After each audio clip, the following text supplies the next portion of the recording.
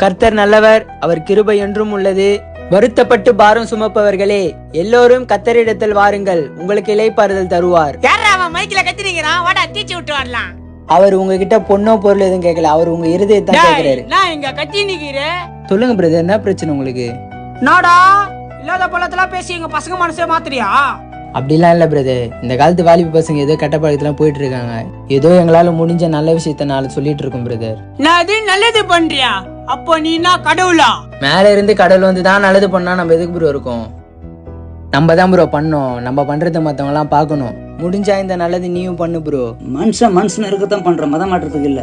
Sorry brother, ஏதோ போயில தெரியாம பண்ணிட்டோம். இனிமேல் இந்த நல்லதை நாங்களும் பண்றோம்.